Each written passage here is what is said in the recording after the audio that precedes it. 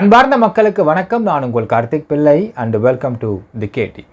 My வி3 Ads நிறுவனம், இந்த நிறுவனத்தின் மீது, இந்த நிறுவனத்துடைய எம்டி மீது சுமத்தப்பட்ட புகார் அடிப்படையில் போய் சரண்டர் ஆயிருக்காரு உங்கள் எம்டி. இப்போது என்னென்ன மாதிரியான ஒரு விஷயம் வெளியே பரவிட்டு இருக்குன்னு பார்த்தீங்கன்னா, செப்டம்பர் 5க்குள்ளே வருவாருன்னு நம்ம எதிர்பார்த்துட்ருக்கு. செப்டம்பர் 20ன்னு சொல்கிறாங்களே, இது உண்மையா அப்படிங்கிற ஒரு கேள்வி. அடுத்தது பணம் வருமா வராதா அப்படிங்கிற அடுத்த ஒரு கேள்வி. மூணாவது பார்த்தீங்கன்னா, இதில் ஒரு சில நபர்கள் உள்ளே புகுந்துக்கிட்டு இந்த ஒரு 69 லட்சம் நெட்வொர்க்கை அவங்க எப்படி தப்பாக யூட்டிலைஸ் பண்ண ட்ரை பண்ணுறாங்க அப்படிங்கிற ஒரு மிக முக்கியமான தகவல். எல்லாத்துக்கும் மேலே ஒரு சில ஃப்ராடுகள் இந்த இடத்துல எப்படி தப்பான தகவல்லாம் வெளியே பரப்போட்டுட்ருக்குறாங்க அப்படிங்கிறதுக்கான ஒரு டீட்டெயில்டான எக்ஸ்ப்ளனேஷன் பார்க்க போகிறோம் இந்த பதிவில். வி3 ஆட்ஸோடைய எம்டி சக்தியானந்தன் அவர்கள் சரண்டர் ஆயிருந்தார் மக்களே. ஸோ இப்போ அவர் சரண்டர் ஆன காலத்திலிருந்து, அது it was on July 5. So July 5லேருந்து கரெக்டாக 60 நாட்கள் கணக்கு போட்டு ஸ்டாட்யூட்ரி பெயிலில் அவர் வெளியே வருவதற்காக அவங்க சீனியர் கவுன்சில் கொடுத்துருக்கிற அட்வைஸின் படி அவர் நடந்துகிட்ருக்காரு அப்படிங்கிற ஒரு தகவல் வெளியிட்டிருந்தோம் மக்களே. இப்போ என்னென்னு பார்த்தீங்கன்னா, செப்டம்பர் 20 ஆயிரம் வெளியே வர்றதுக்குன்னு சொல்கிறாங்களே, அது உண்மையா அப்படின்னு பல பேர் ஃபோன் போட்டு கேட்டுட்ருக்குறீங்க. உண்மையாக எனக்கு தெரியல மக்களே. இப்படியெல்லாம் யார் ரூமர் கலப்புறாங்க அப்படிங்கிறது எங்களுக்கே ஆச்சரியமாக இருக்குது. ஏனால் நாங்கள் விசாரித்த வரையில் இது அவங்க என்ன சொல்லப்பட்ட வார்த்தை பார்த்தீங்கன்னா, இப்பொழுது கூட ஹைகோர்ட்டில் அவங்க பெயில் அப்ளை பண்ணலாம், அதுக்கு எல்லா முகாந்திரமும் இருக்கிறது. ஆனால் இந்த கேஸுடைய மெரிட்ஸில் வெளியே வரணும் அப்படிங்கிறது தான் உங்கள் எம்டியோட எண்ணமாக இருக்கிறது. அப்படிங்கிற காரணத்தினால ஸோ சீனியர் கவுன்சிலர் வார்த்தை பார்த்தீங்கன்னா, ஜென்ரலாக இந்த மாதிரியான EOW வழக்குகளை பொறுத்தளவுக்கு 60 நாள் தான் செக்ஷன் கிராவிட்டி. அதுலேயுமே இவர் மேலே போடப்பட்ட செக்ஷன்ஸை வைத்து பார்க்கும் பொழுது 60 நாட்களுக்குள்ளே இவங்க விசாரணையை முடிச்சிடணும்.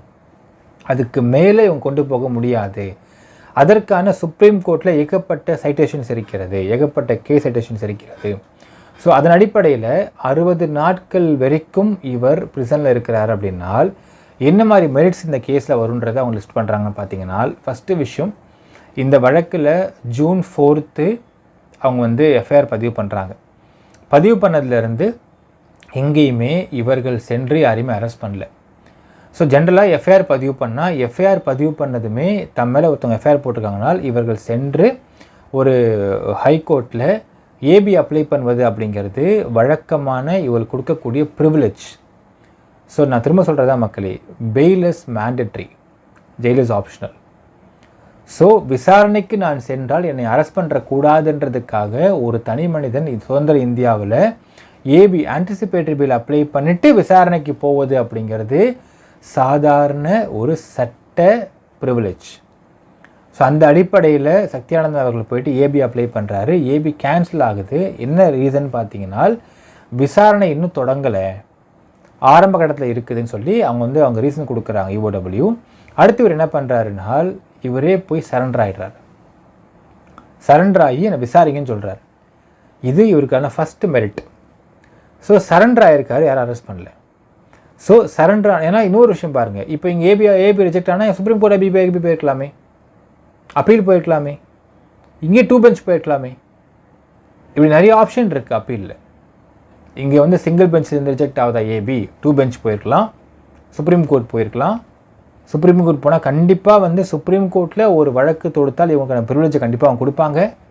இவங்க ஃபேவராக ஒரு தீர்ப்பு கண்டிப்பாக வந்திருக்கும். அதுக்கு அப்போல அவர் ஆனால் சுப்ரீம் கோர்ட்டுக்கு போகாமலேயே இன்னொரு விஷயம் பாருங்கள் மக்களே, இவர்கள் எல்லாம் ஈஸியாக சுப்ரீம் கோர்ட்டு போக முடியும். இங்கே நிறைய ஃப்ராடுங்க பார்த்தீங்கன்னா, ஏபி ரிஜெக்ட் ஆகிடுச்சு அப்போ சரண்டர் தான் ஆக முடியும் அப்படின்னு பேசுதுங்க. சுப்ரீம் கோர்ட்னு ஒரு நீதிமன்றம் இருக்குன்றது இந்த ஃப்ராடுங்க தெரியுமா நமக்கு தெரியல. சுப்ரீம் கோர்ட் போயிருக்கலாம்.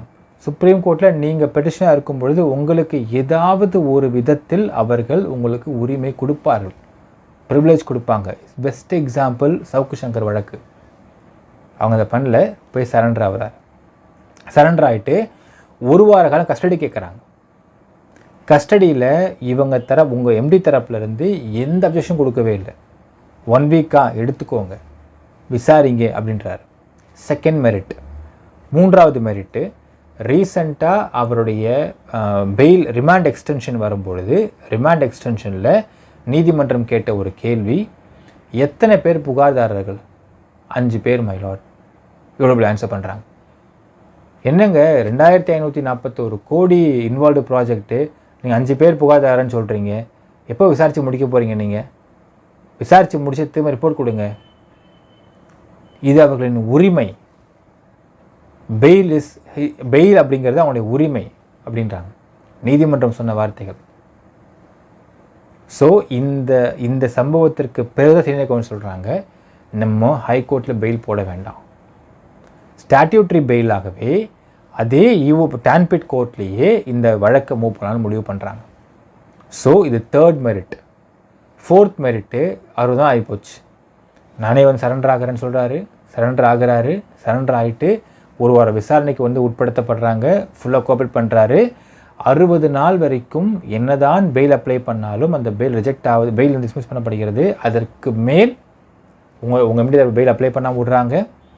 60 நாள் கழித்து சுப்ரீம் கோர்ட் சைட்டேஷன்ஸை கோட் பண்ணி இவர்கள் பெயில் கேட்க போகிறாங்க ஆன் ஸ்டாட்யூட்ரி பெயிலில்.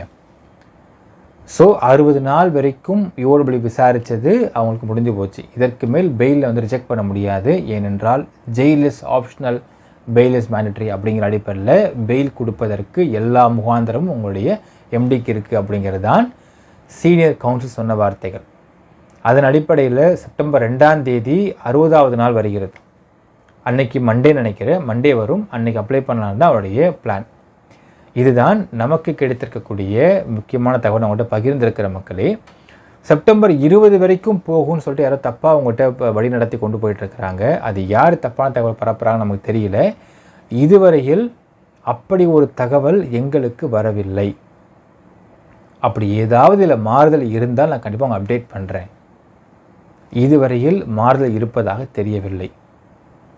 ஸோ செப்டம்பர் 5க்குள்ளே அந்த பெயில் பெடிஷன் வந்து ஹியரிங்க்கு வந்து ஸ்டாட்யூட்ரி பெயில் அப்படின்னால் உங்களுக்கு யூஓடபிள்யூ கிட்டேயே ப்ராசிக்யூஷன் தரப்புக்கிட்டேயே இல்லைங்க விசாரணை முடிச்சிட்டிங்களா அப்படின்னு கேட்க வேண்டிய அவசியம் கிடையாது. ஸ்டாட்யூட்ரி பெயில் அப்படின்னால் அந்த குறிப்பிட்ட நபர் குறிப்பிட்ட நாட்கள் வரை இந்த நீதிமன்ற காவலில் இருந்திருக்கார். அதற்கு மேல் அவரை வைப்பதற்கு சட்டத்தில் இடம் கிடையாது, உள்ளே விட்டுருவாங்க. அடுத்த கேள்வி கேட்குறீங்க, சார் பணம் வருமா வராதா, எப்போ வரும் அப்படின்ட்டு. 2 விஷயம் புரிந்து கொள்ளுங்கள் மக்களே. இந்த பணத்தை கொடுக்க வேணாம் அப்படின்னு அவர் முடிவு பண்ணியிருந்தால் அவர் போய் ஜெயிலில் சரண்டராக இருக்க மாட்டார், வெளிநாடு ஃப்ளைட் பிடிச்சிருப்பார். Please understand. இந்த கம்பெனியை நடத்தணும், மீண்டும் இந்த கம்பெனியை வந்து இப்படி ஒரு தப்பான பிளாக் மார்க்கில் வந்து வச்சுட்டானுங்க, இந்த கம்பெனியை மீண்டும் நடத்தி கொண்டு வந்து இன்னும் பல growth அடையணுன்றதுனால தான் அவர் போய் ஹைகோர்ட்டில் சரண்டர் ஆகிறார். இல்லைன்னா ஹைகோர்ட் போயிருக்க மாட்டார், ஏர்போர்ட் போயிருப்பார், பிளெயின் பிடிக்க போயிருப்பார், மொத்த பணத்தை எடுத்துன்னு அவர் எஸ்கேப் ஆகிருப்பார். அப்படி அவர் பண்ணல. இந்த கம்பெனி நடத்த வேண்டும் என்பதற்காகத்தான் அவர் போராடி போய் சரண்டர் ஆகிருக்காரு. அப்போ கம்பெனி நடத்தினார்னால் அப்போ பணம் எங்கே போக போகிறாரு, பணம் வராமல் எங்கே போயிட போகுது அப்படிங்கிற கேள்வி இருக்கிறது. ஸோ உங்கள் பணம் உங்கள் எம்டி பெயிலில் வெளியே வந்தால்தான் பெயிலில் வெளியே வரணும், ரிட்டர்ன் ஆஃப் ப்ராப்பர்ட்டி போட்டு ஒரு சில விஷயங்கள்லாம் அவர் ரெக்கவர் பண்ணணும். அதற்கு ஒரு வார காலம்குள் ஆகும்னு எதிர்பார்க்கலாம். ஸோ அவர் பெயிலில் வெளியே வந்து அடுத்த ஒரு வாரத்துக்குள் இந்த கம்பெனியை நார்மல் ரன்னிங் கண்டிஷன் கொண்டு வந்துடுவார்.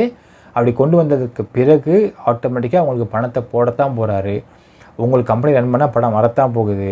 ஏன்னால் நீங்கள் தான் அந்த கம்பெனி, இந்த கம்பெனி தான் நீங்கன்றதை புரிந்து கொள்ளுங்கள். நெட்வொர்க் மார்க்கெட்டிங்கை பொறுத்த அளவுக்கு கம்பெனின்னு தனியாக எதுவுமே கிடையாது. மக்கள் தான் அவங்களுடைய சொத்துன்னு சொல்லியிருக்காரு உங்கள் எம்டிஏ. அப்புறம் எங்கெங்கே போயிட போகிறார் அப்படிங்கிறதை தயவுசெய்து புரிந்து கொள்ள வேண்டும் மக்களே. அடுத்தது இன்னொரு மிக முக்கியமான விஷயம், புதுசாக ஆக்சுவலாக எங்ககிட்டே நிறைய கம்பெனிகள் வந்து ஃபோன் போட்டு பேசினாங்க மக்களே. என்ன சொன்னாங்கன்னா, சார் நீங்கள் வந்து மைவீத்தில் வந்து மெம்பராக கேட்டாங்க. நம்ம இல்லை அப்படின்னு சொன்னோம். இல்லை சார் எங்ககிட்ட வந்து ஒரு மார்க்கெட்டிங் இருக்குது, ஒரு கான்செப்ட் இருக்குது, அந்த கான்செப்டை நீங்கள் வந்து வெளியே சொன்னால் எல்லோரும் சேருவாங்க சார். நான் சொன்னேன், இது என் வேலை கிடையாது. ஏதாவது நாங்கள் பண்ணுறது க்ரைம் இன்வெஸ்டிகேஷனு, இந்த கம்பெனி மேலே வழக்கு தொடுத்துருக்குறாங்க, இந்த வழக்கு என்னன்றதை விசாரித்து சொல்கிறது மட்டும்தான் எங்களுடைய வேலை. உங்களுக்கு கான்செப்ட்டுக்கு மார்க்கெட்டிங் மட்டும் ஒர்க் கிடையாதுன்னு சொல்லிட்டு நம்ம வந்து நிராகரித்து விட்டோம் மக்களை. அதற்கு பிறகு இந்த மாதிரி நிறைய கம்பெனிஸு, அதாவது எப்படி சொல்கிறாங்கன்னா, ஒரு வாரத்துக்கு முன்னாடி ஆரம்பித்த கம்பெனி, 10 நாள் முன்னாடி ஆரம்பித்த கம்பெனி, இந்த கம்பெனி என்ன பண்ணுறாங்கன்னா, இந்த மைவி3ன்ற ஒரு நெட்வொர்க் பெருசாக இருக்குது, 69 லட்சம் பேர் இருக்கிறாங்கன்னு சொல்கிறாங்க இல்லையா, அந்த 69 லட்சம் பேரையுமே இவங்க கவர் பண்ணி எடுத்துக்கிட்டாங்க அப்படின்னா ஒரு புதுசாக கான்செப்ட் உருவாக்கி அந்த கான்செப்டை ப்ரொபகேட் பண்ணி ப்ரொமோட் பண்ணி இல்லை வேறு ஒரு வார்த்தை சொல்கிறாங்களாம், மை வீட்டில் பணம் வருந்தால் தான் வரும்னு சொல்கிறாங்க. அப்படி சொல்லி அந்த நபர்களை எல்லாம் பிரெயின் வாஷ் பண்ணி புது புது கான்செப்டை கொண்டு போய் நெட்வொர்க் மார்க்கெட்டிங் பண்ண ஆரம்பிக்கிறாங்க அப்படின்ற ஒரு தகவலாம் கிடைக்கிறது மக்களே. ஒரு விஷயம் புரிந்து கொள்ளுங்கள், நீங்கள் ஒரு மைவி3 மெம்பர்ஸாக நீங்கள் இஷ்டப்பட்டு நீங்கள் ஏதோ பண்ணுறீங்க அப்படிங்கிறதெல்லாம் அது உங்களுடைய தனிப்பட்ட வெறுப்பு. அது தலையிடக்கு யாருக்கு உரிமை கிடையாது தான். ஆனால் ஒரு விஷயம் புரிந்து கொள்ளுங்கள், மைவி3லேருந்து பணம் வராது அப்படின்னு சொன்னாங்கனால் அப்படி பணம் வராமல் இருக்கிறதுக்காக உங்கள் எம்டி அரெஸ்ட் ஆகலை, போய் ரிமாண்ட் போய் சரண்டர் ஆகலை. அவர் இந்த பணம் வரணும், கம்பெனி நடத்தினா போய் சரண்டர் ஆகிருக்கான்றதை நீங்கள் புரிந்து கொள்ள வேண்டும்.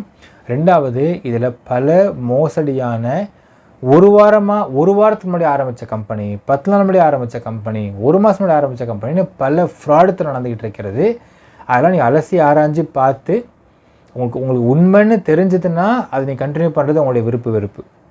ஆனால் இந்த இடத்துல மைவி3 ஆட்ஸுடைய நெட்வொர்க்கை பயன்படுத்திக்கிட்டு பல ஃப்ராடுகள் இங்கே உள்ள மக்களை ஏமாற்ற ரெடியாக வந்துக்கிட்டு இருக்கிறாங்க அப்படிங்கிற நான் காஷன் கொடுக்க ஆசைப்பட்றேன் மக்களே. ஏன்னா இது நம்மளுடைய கடமை. பல நபர்கள் இந்த மைவி3 நெட்வொர்க்கை பயன்படுத்தினா இப்போ நெட்வொர்க் மார்க்கெட்டிங் பண்ணவங்களுக்கு அது அவங்களுக்கு ஒரு பழக்கமாயிடும். அந்த பழக்கத்தை விடமாட்டாங்க. அப்படிங்கிறப்போ நெட்வொர்க் மார்க்கெட்டிங்கில் உள்ள இந்த ஒரு டீமை பயன்படுத்திக்கிட்டு அவங்க ஏமாற்றிட்டு போக பிளான் பண்ணிகிட்டு இருக்கிறாங்க. ஸோ இது அரசியல் பஸ் நம்ம காதில் வருகிறது. ஸோ அப்படி ஏமாந்துடாதீங்கன்ற காஷன் கொடுக்க வேண்டியது நம்மளுடைய கடமை, நம்ம கொடுத்துறோம் மக்களே. அடுத்த ஒரு கேள்வி, ஒரு விஷயம் சொல்கிறாங்க, EOW மைவி3 கம்பெனிக்கு சில ரெகுலேஷன்ஸ்லாம் கொடுத்துருக்குதாமே, அதாவது கம்பெனியை நீங்கள் இப்படிலாம் மாற்றிக்கோங்க, இப்படிலாம் மாற்றிட்டிங்கன்னா கரெக்டாக இருக்குன்னு கொடுத்துருக்குதாமேன்னு ஒரு அரசியல் பர்ஸாக ஒரு விஷயம் வரதா சொல்கிறாங்க மக்களே. அதாவது இதில் 2 விஷயம் நான் சொல்லிக்க விரும்புகிறேன். மைவி3 கம்பெனி உங்கள் எம்டி அவர்கள் வெளியே வந்துட்டு பெயிலில் வெளியே இந்த கம்பெனி திரும்ப ரன் பண்ணி கொண்டு போகிறப்போ ஒரு சில மாறுதல்கள் மக்களுக்கு ஏற்றாறு போல் அவங்களுக்கு சாதகமாக இருப்பது போல் சில மாறுதல் கொண்டு வருவார் அப்படிங்கிற விஷயத்தை அவரே அவங்க சொல்லியிருக்கார். ஸோ அவரே சொல்லிட்டு தான் போயிருக்காரு, ஆரம்பம் சொல்லியிருக்காரு அவங்ககிட்ட. ஐ திங்க் ஜூன் மந்த் பேசுகிறப்ப நினைக்கிறேன். ஒரு சில சேஞ்சஸ் மைவி3ல வருவதற்கு வாய்ப்பு இருக்கிறது. அந்த சேஞ்சஸ் மக்களுக்கு பெனிஃபிட்டாக தான் இருக்கும், அது எந்த விதத்திலும் பெனிஃபிட்டாக இல்லாமல் போகாது அப்படிங்கிற விஷயத்தையும் உங்கள் எம்டிஏ அவங்கள்ட்ட பேசியிருக்கார். ஆனால் EOW மைவி3 கிட்ட ஒரு சில மாடலை கொண்டு வந்துட்டிங்கன்னா உங்கள் கம்பெனி பர்ஃபெக்டாக இருக்கும் அப்படின்னு ஒரு சில அறிவுறுத்தல் கொடுத்துருக்கிறதா ஒரு தகவல் வெளியாகுது. அப்படி அறிவுறுத்தல் கொடுத்துருக்குறாங்க அப்படின்னால் 2 ஆஸ்பெக்ட் மக்களே. அப்படி ஒரு அறிவுறுத்தல் கொடுக்குறாங்கனால் அதனை EOW கம்பெனி கொடுக்க மாட்டாங்க, அதை கோர்ட்டு கொடுத்துருவாங்க. அதை கோர்ட்டு கொடுத்து அந்த கோர்ட்டின் மூலியமாக ஒரு சில அறிவுறுத்தல்கள் தான், இது இதை பண்ணுங்கன்னு சொல்ல மாட்டாங்க. இந்த மாதிரி அறிவுறுத்தல்கள், அட்வைஸ், அப்சர்வேஷன் சொல்லுவாங்க. இந்த அறிவுறுத்தல்களை கோர்ட்டின் மூலியமாக உங்கள் கம்பெனிக்கு வருவதற்கு வாய்ப்பு இருக்குது அப்படிங்கிறத சொல்கிறாங்க. ஸோ இது கொடுத்தா கோர்ட்டு தான் கொடுத்து கோர்ட்டு மூலியமாகத்தான் உங்கள் கம்பெனிக்கு வரணும். இப்போ இந்த தகவல் உண்மையா பொய்யா அப்படிங்கிறத நம்ம ஒரு ஆர்குமெண்ட் சேக் மட்டும் பார்த்துக்கலாம். பட் EOW டைரெக்டாக கம்பெனி கொடுக்க மாட்டாங்க அப்படிங்கிறது உண்மை. ஸோ EOW கம்பெனி கொடுத்துருக்குறாங்க அப்படின்னு வரக்கூடிய தகவல் பொய் தகவல் தான். அப்படி EOW இந்த கம்பெனியை ஃபுல்லாக அலசி ஆராய்ஞ்சு பார்த்துட்டு கம்பெனி பர்ஃபெக்டாக இருக்கணும், பிரச்சனை இல்லைங்க, அங்கங்கே ஒரு குட்டி மாற்றம் மட்டும் ஏற்படுத்திட்டா பர்ஃபெக்டாக இருக்கும் அப்படின்னு சொன்னாங்கன்னால் இதுதான் மைவி3யோடைய முதல் வெற்றின்னு சொல்லலாம். கம்பெனி ஈர்த்து மூடுவாங்க, கம்பெனி அதுதான் மண்ணை போட்டு புதைச்சிருவாங்க. அப்படிலாம் பல ஃப்ராடுகள் கனவு கட்டுக்கிட்டு இருந்த இடத்துல EOW அவங்க கனவு பூரா மண்ணை போட்டு புதைச்சிட்டாங்க அப்படிங்கிறதுக்கு இந்த ஒரு விஷயம் ஒரு ஆதாரமாக இருக்க முடியும் மக்களே. உங்கள் கம்பெனி பர்ஃபெக்டாக இருக்குங்க, எந்த பிரச்சனையும் இல்லை, ஒரு குட்டி மாற்றம் மட்டும் ஏற்படுத்தினா பர்ஃபெக்டாக இருக்கும் அப்படின்னு சொல்கிறாங்கனால் அப்போ என்ன அர்த்தம் அப்படின்னா திஸ் பிகம்ஸ் எ ஃபர்ஸ்ட் விக்டரின்னு சொல்லலாம். பட் EOW அந்த மாதிரி ஒரு விஷயத்தை கொண்டு சொல்கிறாங்க அப்படின்னால் this has become the highest merit for the கம்பெனின்னு சொல்லலாம் மக்களே. ஆனால் ஒரு விஷயம் நாம் பார்க்க வேண்டும், உங்கள் கம்பெனி எம்டி பெயிலில் வந்ததுக்கு பிறகு சில மாற்றங்களை கொண்டு வருவதற்கு வாய்ப்பு இருக்கிறது. உதாரணத்துக்கு இங்கே பர்ச்சேசஸ் எல்லாருக்குமே அக்ரிமெண்ட் போடுவதற்கு வாய்ப்பு இருக்கிறது. நீங்கள் இந்த கம்பெனிக்கு வரீங்கனால் முழுக்க உங்கள் சுய விருப்பத்தின் பாலில் தான் நீங்கள் வரீங்க அப்படிங்கிறதை ப்ராப்பராக ரிட்டனாக நீங்கள் அக்ரிமெண்ட் போடுவதற்கு, அதாவது டூஸ் அண்ட் ரெகுலேஷன் சொல்லுவாங்க இல்லைங்களா, ரூல்ஸ் அண்ட் ரெகுலேஷன் மாதிரி ஒரு அக்ரிமெண்ட் போடுவதற்கு வாய்ப்பு இருக்கிறது. ஏனால் இன்றைக்கு பல ஃப்ராடுகள் இந்த அக்ரிமெண்ட் இல்லாமல் தான் இஷ்டத்துக்கும் ஆடிக்கிட்டு இருந்துச்சு அப்படிங்கிறத நீங்கள் பார்க்க முடிகிறது. நான் நல்லாவே தெரியும், விசாரித்து பார்க்க எல்லாருக்குமே தெரியும், இந்த மைவி3 பொறுத்தளவுக்கு எதுவுமே கம்பல்சரி கிடையாது, எல்லாமே ஆப்ஷனல் தான். நீங்கள் சேரும் பொழுதும் உங்களிடத்தில் 1-to-1 ஒரு ஆடியோ கான்வர்சேஷன் வைப்பாங்க.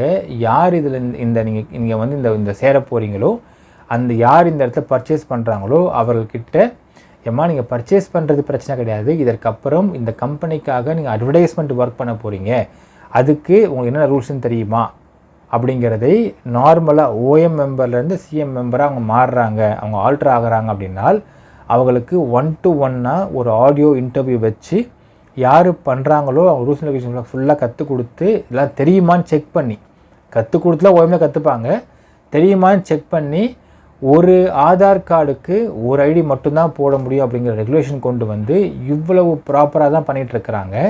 இது எல்லாமே ஓரல் விஷயமா இருக்கிறதுனால இதற்கு மேல் எல்லாமே ரிட்டனாக வருவதற்கு வாய்ப்பு இருக்குது. ரிட்டனாக நீங்கள் உங்களுடைய ரூல்ஸ் அண்ட் ரெகுலேஷன்ஸை ஃபுல்லாக படிச்சுட்டு நீங்கள் கையெழுத்து கைநாட்டெலாம் வச்சு ஃபோட்டோ ஒட்டி நீங்கள் கொடுத்தால்தான் நீங்கள் வந்து இதை ப்ரொசீட் பண்ண முடியும் அப்படிங்கிற அளவுக்கு வருவதற்கான வாய்ப்புகள் இருக்கிறது. இது என்னுடைய அப்சர்வேஷன் மக்களே. இது கம்பெனி செய்தால் நல்லா இருக்குன்றதும் என்னுடைய அப்சர்வேஷன் தான். ஏனால் இப்படி அப்படி பண்ணியிருந்தாங்கனால் எல்லாமே சுய விருப்பத்தின் பாலில் தான் வராங்க அப்படிங்கிறது நமக்கு விசாரிக்கும் போது தெரிந்திருந்தாலும் ரிட்டன் டாக்குமெண்ட்டில் இருக்கும் பொழுது எந்த ஃப்ராடும் உள்ளே பூந்து எதுவுமே பேசக்கூட முடியாமல் இருந்திருக்கும் அப்படிங்கிறது என்னுடைய ஒரு அப்சர்வேஷன் மக்களே. இது செய்தால் நல்லா இருக்கும்னு என்னோடய அப்சர்வேஷன் தான். இதை செய்வாங்களான்றதை பொறுத்து வந்து பார்க்க வேண்டும் மக்களே. மற்றபடி செப்டம்பர் 20 வரைக்கும் பெயில் போகும் அப்படிங்கிற தகவல்லாம் எங்களுக்கு அதுக்கு வரவே கிடையாது. இதெல்லாம் இதுவரையில் பொய் தகவல் மட்டுமே. ஸோ ஸ்டாட்யூட்ரி பெயிலில் உங்கள் MD வெளிவருவதற்கான எல்லா முகாந்திரம் இருக்கிறது, வேலைகள்லாம் போயிட்டுருக்குது. செப்டம்பர் 5 அப்படிங்கிறது டெட்லைனாக வச்சா நம்ம பார்த்துக்கிட்டு இருக்கோம். அடுத்தது பணம் எப்போ வரும் கேட்குறீங்க. உங்கள் MD பெயிலில் வெளியே வந்ததற்கு பிறகு ரிட்டர்ன் ஆஃப் ப்ராப்பர்ட்டி போட வேண்டும். போட்டுட்டு அதுக்கு ஒரு வாரத்துக்குள்ளே கிடச்சிரும், ஒரு 1 வீக்குள்ளே உங்களுடைய, அதாவது இந்த கேஸில் அட்டாச் பண்ணியிருக்கக்கூடிய விஷயங்கள் நிறையா இருக்கும். அது மைவி3 ஆக்ட் சொந்தமான இத்தனை விஷயங்கள் இருக்குது, அட்டாச் பண்ணிருப்பாங்க கோர்ட்டில். அது மொத்தமுமே அவங்க டான்பிட் கோர்ட்லேயே போட்டு வாங்கிடுவாங்க. ஏனால் ஸ்டாட்யூட்ரி பெயிலில் வெளியே வரும் பொழுது எப்போ ஒரு கம்பெனி மேலே ஒரு புகார் வந்து ஒருத்தவங்க ஃபேக்காக கொடுக்குறான், அதன் அடிப்படையில் இந்த கம்பெனி வந்து ஓடி ஒளிஞ்சிக்கல, ஏர்போர்ட்டில் போய் தப்பிச்சு பிளேன் பிடிச்சி போகலை, ஹைகோர்ட்டில் வந்து சரண்டர் ஆகியிருக்காங்க. சரண்டர் ஆகி 1 வார காலம் வந்து என்கொயரி பண்ணிருக்கிறாங்க, விசாரணைக்கு போயிருக்கிறாங்க, 60 நாள் ஜெயிலில் இருக்கிறாங்க. 60 நாள் கழித்து ஸ்டாட்யூட்ரி பெயிலில் வெளியே வராங்க. அப்போ இந்த கம்பெனி தொடர்ந்து நடத்துவதற்கு நீதிமன்றம் எல்லா ஒத்துழைப்பையும் எல்லா சப்போர்ட்டையும் கொடுக்க வேண்டும் அப்படிங்கிற அடிப்படையில் ஒரு வாரத்துக்குள்ளே அதிகபட்சம் ரிட்டர்ன் ஆஃப் ப்ராப்பர்ட்டி போட்டு மொத்த அட்டாச் பண்ண மொத்தத்தையும் உங்கள் கம்பெனி கொடுத்து விட்ருவாங்க. அதற்கு பிறகு கம்பெனி நடத்தப்படும். உங்கள் MD சொன்னது போல் கம்பெனி நடத்துகிறதே மக்கள் நல்லதுக்காக தான் அப்படின்னாரு. அப்போ மக்கள் நல்லது எது? மக்களுக்கு தேவை பணம். அப்போ இந்த கம்பெனியை தொடர்ந்து நடத்துவதற்கு உங்கள் MD பாடுபடுறதே மக்களுக்கு பணம் கொடுப்பதற்காகத்தான். ஸோ பணம் எப்போ வரும் அப்படின்ற கேள்விக்கு நான் பதில் கொடுத்துட்ட மக்களே. பணம் வருமா வராதான் கேட்குறவங்க பதில் நம்ம கொடுத்தாச்சு. என்ன நினைக்கிறீங்கன்றதை கமெண்ட்டில் மென்ஷன் பண்ணுங்கள். நன்றி, வணக்கம்.